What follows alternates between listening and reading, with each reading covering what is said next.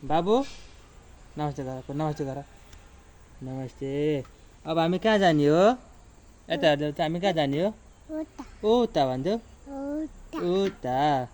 यस्तो छ कि ड्युटी, अब अफिस पनि गर्नै पऱ्यो, भ्याउनै पऱ्यो। अब हाम्रो यो एउटा छोरो पनि अब आएपछि घुम्न जाने भन्छ। बाबु कहाँ जाने हो? कहाँ जाने देखाऊ त मलाई। यता यता यता हेरेर देखाइदेऊ त। कहाँ जाने अरे? कहाँ जाने रे? न कहाँ?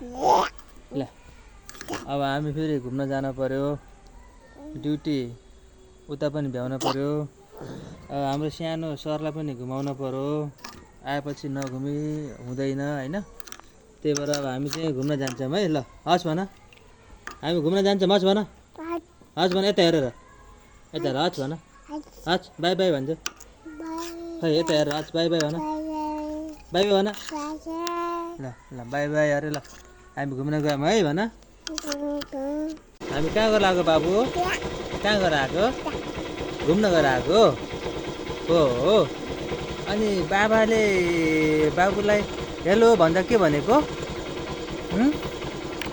हेलो भन्दा के भन्थ्यौ तिमीले? ब्रुङ जाने भने कि हौ हो। यता हाल्यौ नि त। अनि हामी कहाँ गएर आयौँ? कहाँ गएर आएको? बुम बुम गरेर आएको हो। लिएर बाबुले के गरेछ भनेर यसो भेट्न आयो।